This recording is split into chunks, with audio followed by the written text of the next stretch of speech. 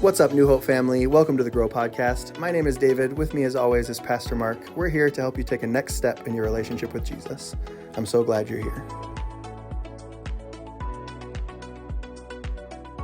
Hello and welcome to episode 142 of the Grow Podcast as we inch our way ever closer to 150, which I have no plans for. So I'm going to really need you to come up with something fun for that one, Pastor Mark. I could sing for it. There we go. So we're going to keep brainstorming and we're going to... I had a feeling that might be your response on that one. I was just singing for you earlier. You were. And you did not seem to be appreciative, let's say. Okay. I think we recorded some of it. So if you want us to, we can add that at the end of the podcast. No, we're good. We're good. I think, we might have a few listeners that were familiar with whatever song you were belting out as we were waiting to start recording. I was not one of those listeners, but I do listen. I'm just not one who knew that song. It sounded like a song perhaps from your childhood. It probably, well, yes. Which was a couple years before my childhood. A couple, at least, yes. Yeah. Speaking of the message, how are we doing? As in moving right along. I am the host. I will decide when we move on from how old you are. And, right, that's good. Do you have, how old's your youngest son? 40. 40, okay. So he's 4 years older than me, not that much older than me. Mm-hmm. So with your youngest son, obviously you knew the songs they were learning in like Sunday school. And were a lot of them the same songs that you grew up with? Or did you notice a lot of differences in like, they're not singing, this one that we sang when I was a kid. Or they are. There were a few differences, but Paula, my wife, was always teaching the kids songs. She's doing the same with our grandkids. It is the song she learned as a kid. Yeah, those. So our kids know all of those Sunday school songs that we learned when we were little. Yeah, because I've noticed, like, I don't, my kids don't learn all the same Sunday school songs that I had. But same thing, like so we lived in Australia until I was 4. My sister was like 5.5 or 6 or something. And so my grandparents, my mom's parents, had like recorded themselves like singing and telling us Bible stories and things onto cassette tapes, and they would send it over there so we could have grandma and grandpa, that way, we're learning their voices and those kind of things as we're little. And I'm sure they just didn't want us to forget them while we're over in Australia. And I still had those I'm sure I still have that cassette tape somewhere, but a lot of those songs are like in my brain forever, in my grandma and grandpa's voice, of course, which is really cool. That is neat. But we, sometimes like one will just pop into my head because it's, a word from it comes up and I'll just start singing it to my kids and they don't recognize it. I'm like, what? Now I got to teach my, 6 and 3-year-old these songs. They must learn the songs from my childhood, which are the correct songs. The songs they learn now, ridiculous. My childhood was perfect. Would you please keep that in mind when we have worship services and we're singing, especially when I think, well, let's sing this old song because that fits, and everyone looks at me like... That was way before my childhood. Again, my childhood was perfect. Yours was a nightmare long ago. I think we're all that way, though. I think we all... don't they say that your like musical preferences will always be stuck in from when you were like high school, college age, just because... That's when you take ownership of it. It's yours. Your parents don't like it because it's new music, and then you usually stick with that. That's what they say, but I don't think that's true for me. Well, based on the song you were singing earlier, no, those are the songs I remember. Okay, and like to sing some. But you've been intentional about listening to contemporary Christian music. Yeah, and in fact, that is my preference going into a worship service. Is to have that. Now, occasionally, I think they should throw me a bone and sing an old song for me. Probably that terminology is kind of ancient as well. But, so I think once in a while that's great. But I thoroughly enjoy the energy and the life that there is in contemporary worship. We recently, at our New Hope Here campus, have thrown in a few old-timey songs. So... we're doing our part to try to make you feel more comfortable. And I appreciate that. Yeah. Yes. Well, happy Palm Sunday, Monday. Is that a thing? Do we celebrate the Monday after Palm Sunday? Usually not, but we'll go with it. Do you have a favorite palm? Left, right? Do you have a preference? See what I did there? Thank you.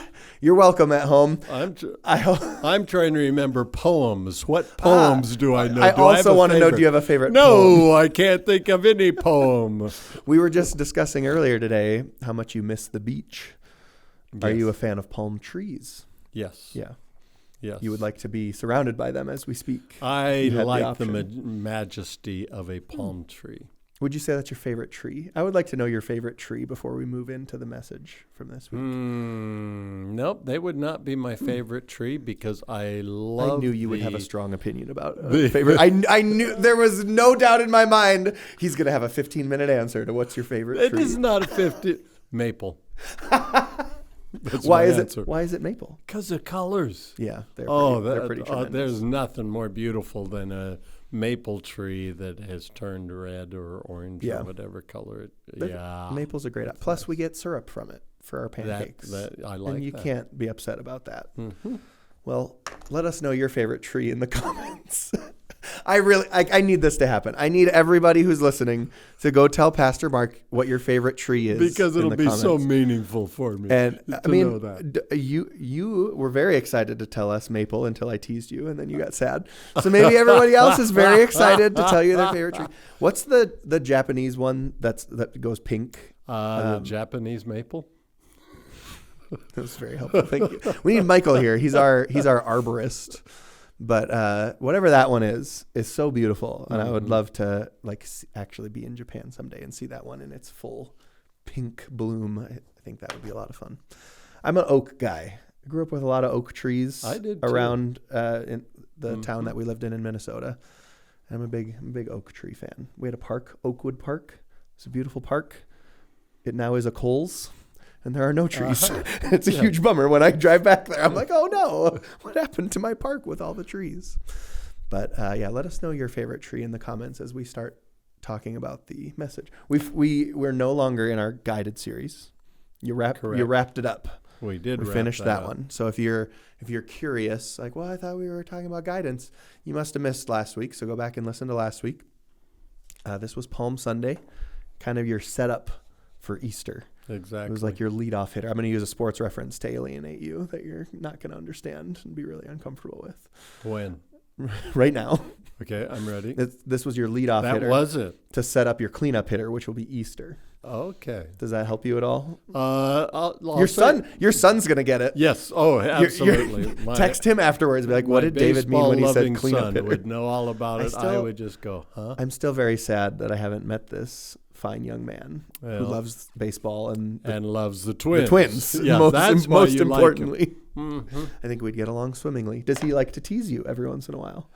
Or is he too respectful? He is my most respectful son. So we might not get along. And if the others are listening, they would say, oh, yeah, we are not respectful at all of Dad. So he wouldn't like me very much. He's like, this guy is being disrespectful to my father. Shoot. Just remind him that that's how we hug. Let's jump into it. We talked about Easter and at the beginning, and you talked about how it's kind of meaningless without what leads up to it. Right. Without meaningless is a little strong, but it loses the impact. Well, I mean, you can't be resurrected if you don't die. That is absolutely true. So it's in a sense meaningless without Good Friday and. But yeah, maybe I went a little strong with meaningless. I apologize.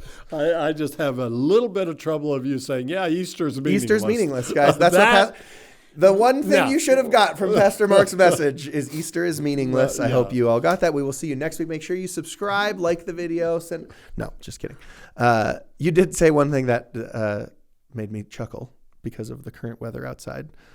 You said, spring doesn't have the impact without winter because we just came out. Well, we've done the opposite here where we had spring and now we're back into winter. Right. And it's been a real bummer. So we got really spoiled with nice weather. I would have loved to have had a spring with no winter this time because we didn't really have much of a winter. And then spring was here and it was great. And now it was like -5 again this morning. Yep. And all of my growing up was in Southern California, and so we never had winters. Well, that sounds terrible. Mm-hmm. in Minnesota, the greatest state in the union. Yes. We have all 4 seasons. You said the victory was won on the cross, not in the tomb. Mm-hmm. And that's a really interesting, it's not that I disagree by any means, but boy, we don't think about it that way. No, that was a thought as I was putting this together. It's like, whoa, I think this is really true. Because we see resurrection as such a victory. This is where we win. And for the disciples, as far as what they were experiencing, that was true. Mm-hmm. Because as far as they were concerned, it's all over. I mean, the cross was not a victory. It was a total devastation of everything that they had hoped. All their hopes and dreams were gone. They had no idea that the victory was already won because of what he did on the cross. And the resurrection is just the evidence of it that convinced them, like, oh, now we get it. Why do you think we, not that we skip over it, because obviously the death on the cross is a huge part of our Easter celebrations every year. It's not like we forget the death part, but we certainly emphasize the resurrection more. And I don't even know if that's a bad thing. Like, the resurrection is, like you said, like it's evidence of it. It's the completion of that victory, right? Like, it's like, yeah, he won 3 days ago, and but here's evidence of it, and here's him fulfilling the rest of everything. But we certainly do minimize the death in comparison to how much we elevate the resurrection. Whereas maybe more they should be, a balanced thing, or even just all combined into one thing. Well, and I've even heard it said before, here we have crosses as our symbol of being a Christian. We should have an empty tomb, a rock of some kind that is evidence. I'm going to get you a rock necklace. That's just a lump of coal for you to wear. I probably would wear it. You probably would. You'd probably look cool in it, and then I'd feel like very foolish. Yeah, it's interesting. I don't know, that one. I wasn't expecting that to be like a main point of your message. And so I was just like, oh, that's really interesting. And that's the part that impacted me the most. Yeah.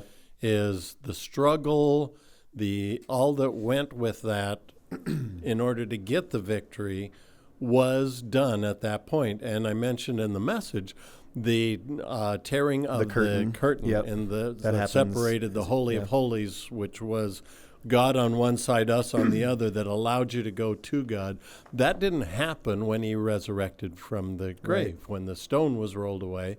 It happened when he died, because the victory was won at that point. Well, even, you didn't mention it in your message, but it was one of the things that came to my mind was, as he's dying, that's when he says, it is finished. Mm-hmm. Not when he doesn't pop out of the tomb and he's like, it's finished, we did it. Like, he says, it is finished.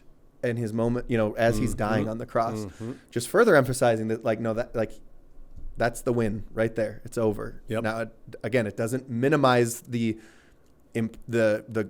glory and the joy and everything you were saying of the resurrection and the empty tomb. That's also. But awesome. Again, if the people that loved him that were watching this hear him say it's finished, their impression was it's over. Right. It's done. We have lost. Yep. Totally, just devastation, and not knowing that when he said it was finished, is like, we have won. That's really cool. Hold on, let me switch here. Oh, this is how my mind works. So we're gonna jump into my brain here for a minute. That is frightening. I apologize to everybody. You were talking about, I was at his cross was the next point. So, all of us were there because all of us had a part in him having to die. So then I was thinking, do you think when Adam and Eve died and went to heaven and, Jesus is there knowing what he's going to have to do, was he a little frustrated with them? It's like, was he like, come on, guys, like, do you understand? I'm just picturing somewhat sarcastic, frustrated Jesus really giving it to Adam and Eve when they first get to heaven. Like, guys, like, you couldn't just not eat the apple so I didn't have to go through all of this. And they're just like, they're trying to like brush past him to get, to go see the Father. They don't want to look at Jesus. One of those reactions, I think you're way off. I think I'm probably way off on a lot of them. I would agree that for them, yes, that's fair. That sense for Adam and Eve going, we're just so sorry we did this. In the same Which way is that how you we and I, right. recognize our sin, Yep. and we are so sorry that he had to die for us. Yeah. But no, I don't see Jesus having any kind of negative reaction to them any more than he does to you and I today. Well, in my brain, And when we get to heaven Right. and be with him, he's not going to be saying, you know what I had to do for you. It's going to be, I'm just so glad.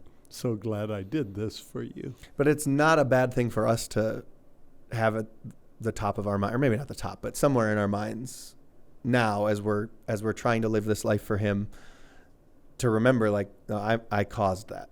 Yeah. Like, yes, if I didn't cause it, Pastor Mark would have caused it. So it still would have happened. Yes. But like, I'm just as guilty taking as that you. responsibility. I'm just as guilty as Adam and Eve. Mm-hmm. Like I have an equally shared responsibility of his death on the cross with everybody that's ever lived. I'm not worse than them, but I'm certainly not better than them. And I need to understand that I played a part in it. And the thing is, for us to accept him as Savior, we have to come to that point. We have to recognize our responsibility, that it's not just something that happened out there. This happened for me. Yeah. And it's probably an overstatement, but I think it's actually real. If I was the only person ever, he would have done this for me. Yeah. That's how much he values me, how much he values you, how much he values anybody that's listening to this. It's not just us here because we're doing a podcast. It's for you that he would have done this. Second point was that I chose his cross.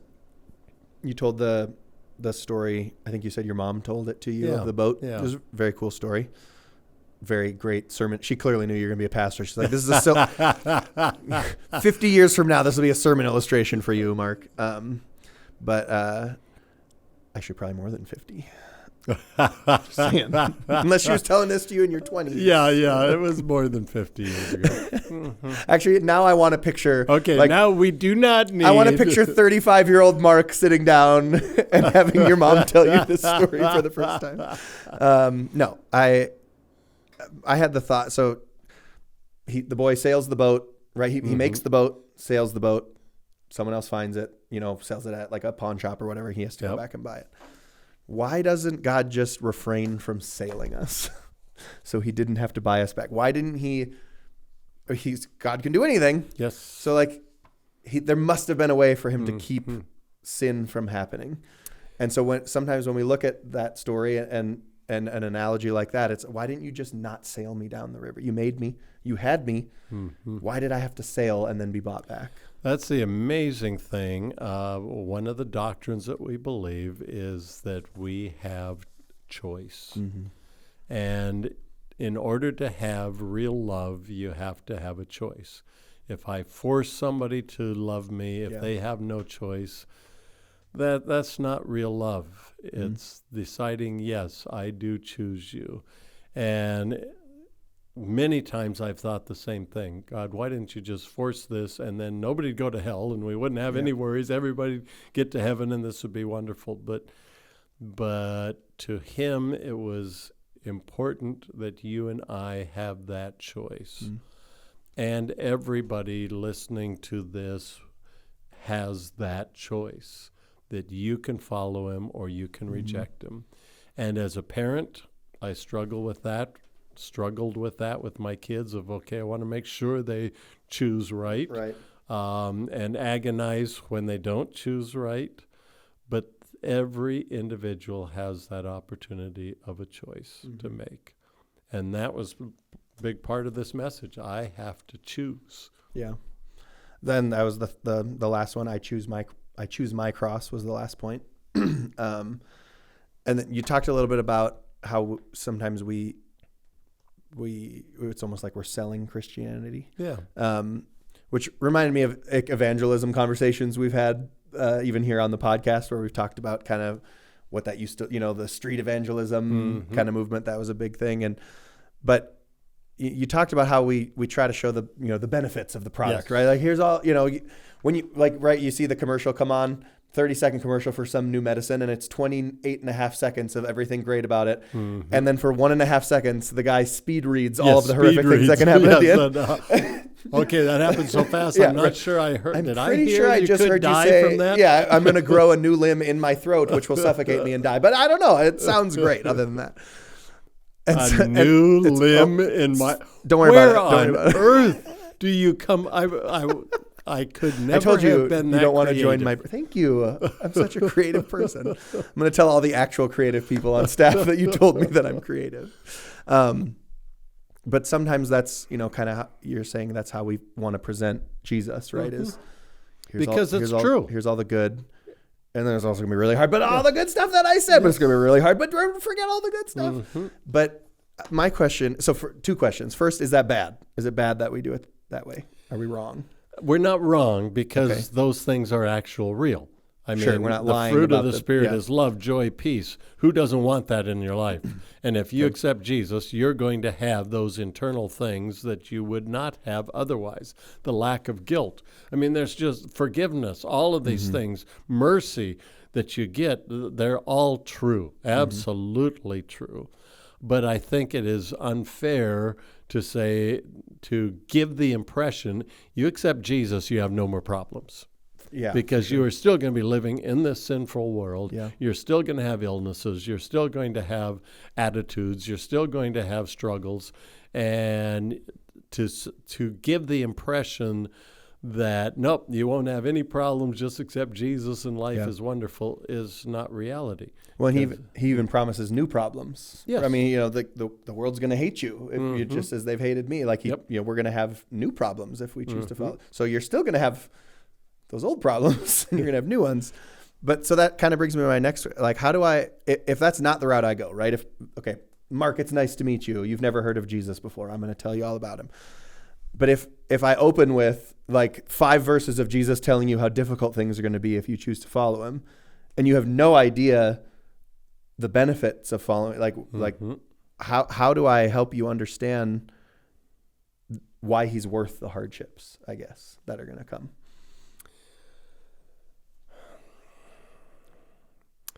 I'm thinking about the way that Jesus dealt with people that came to him. And I mean, the rich young ruler story, that the terminology we put on what that was, is rich guy comes to Jesus and says, I want to follow you. What do I need to do? And he does not sell him on the positives at all. He just says, okay, you've got to obey all these rules. The guy feels good. I've been obeying those rules. This is what I'm doing in these 10 commandments. And then he says, okay, one more thing, go sell all that you have. And he doesn't try to give him all the good stuff. So in answer to your question, I'm not sure that we need to. But that's he didn't. But isn't that so in contrast of other interactions we have with Jesus, right? So Jesus comes up to the woman at the well, and the first thing he does is show her love, or the woman who's offers her living water. So now he doesn't just do that and then be like, you can keep doing what you're doing. Then he tells her, like, no, there's a better way to be doing your life. Same thing with the woman who was caught in adultery, right? And like he doesn't open with like, you were caught in adultery, which is a sin, and you need to fix A, B, C, and D. It was just, hey, like, I'm here with you now, so you're okay. And he takes care of her accusers, but then he still ends with go and sin no more. So it seems like most of the interactions, and maybe even that one too, because clearly at that point the rich young ruler, as we call it, but that rich person had met Jesus. Like he had been around him enough to know, I want to follow you. Yeah. He's talking to him. So like, I've now met Jesus. And it seems like the first step is always be with Jesus. And then he starts to fix your life. We talked about this a little bit either last week or the week before on the podcast. Like, Jesus and the relationship with him comes first, and then he starts to work in your life. And there are some people that are going to, when Jesus starts to change things in my life, that I like these parts of my life. And you see people, okay, I'm done with Jesus at that point. But I think I still think it's the, like, it's okay. And maybe I'm wrong. You tell me if I'm wrong, Pastor Mark. You're a lot smarter than I am. I still think it's okay for me to explain to someone like the good of like all of the benefits and the wonderful things about Jesus, as long as I'm not lying and hiding, like, like he's he's going to pull out his, chisel and hammer and do some work on you. And it's going to be difficult at times, and you're still going to have struggles and you're going to have hardships. But I still think I just can't imagine going up to someone who doesn't know Jesus and being like, hey, here are the 5 things you're doing wrong in your life, and I need you to fix those, because Jesus is going to want to fix those anyway, so you might as well fix them now before you meet him. Yep. And people are really going to not like you, and the world's going to hate you, and things are going to become difficult, but you should follow Jesus. Are you on board? I'm on board with that, yeah, because I think both of them have the truth in them. Sure. And I think that we would be wrong to not extol the great things that God will do for you and how he will bring you through some of this stuff. I do think we can find ourselves being scared to share the hard, like as if Jesus can't, work in someone's life through there's going to be difficulties. Well, I'm out of here.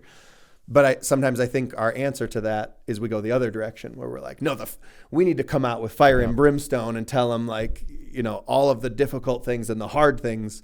And we're focused too much on the love. And it's like, well, it seems like Jesus had a pretty cool balance between the two. And I don't know, we just seem to have this. And I think there's an attraction to believers who are suffering. And people see them going through the hard difficulties, the death of a child maybe, or illness or whatever, and seeing peace in their life, seeing them handle it. That's attractive. For sure. Not because it's easy, but because, wow, there's something that they have access to that I don't have access to. Because if I was going through that, I'd just be mad. I'd be all of these things. And there's peace and joy in their lives as they are crying and suffering through these things. Yeah. And I think that is attractive to unbelievers as well. Yeah. Yeah, just a good reminder that just how we live our lives for Jesus is often one of the things that shows him to somebody that doesn't know him yet. Yep. Because like you're saying, I've known people in my life exactly this type of situation you're talking about. And even as a Christ follower, I'm like, there's no way I'm handling it how they're handling it if I'm in that incredibly difficult situation.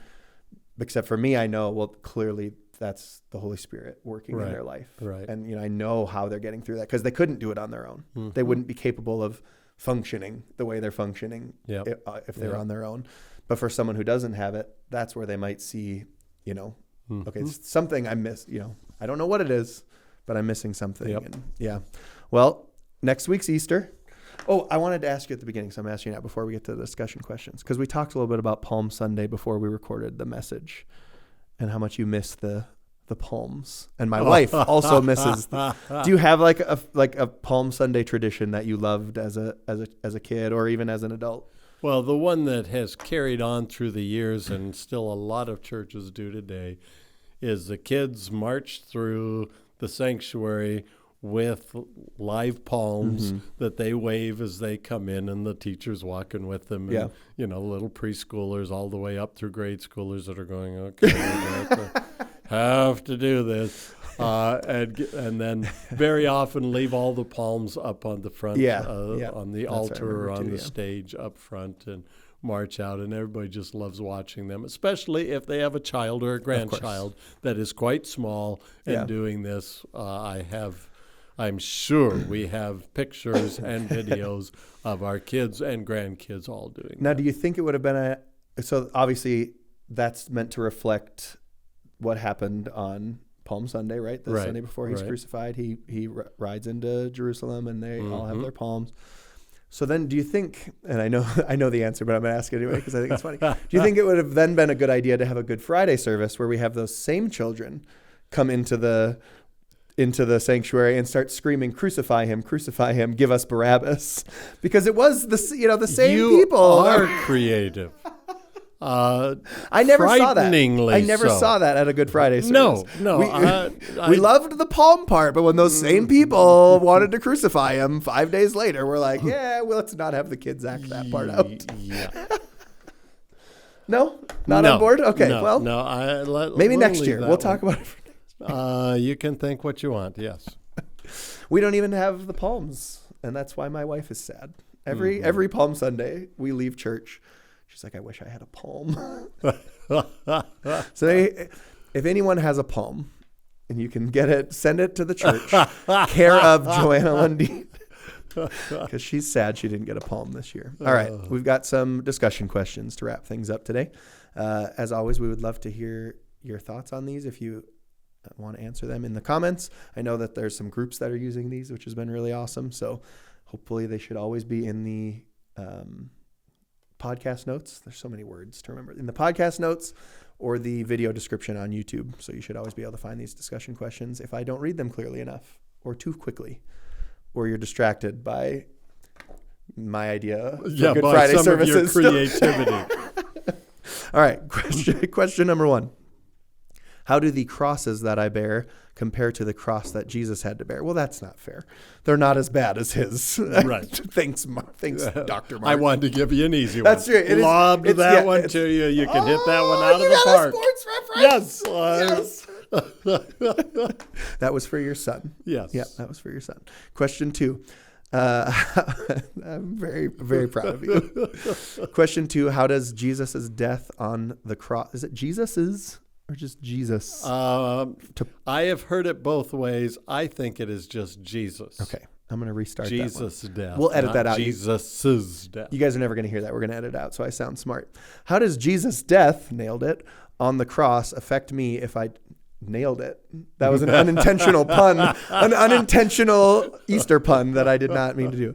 How does Jesus' death on the cross affect me if I don't accept him as Savior of my life? That's a very interesting question.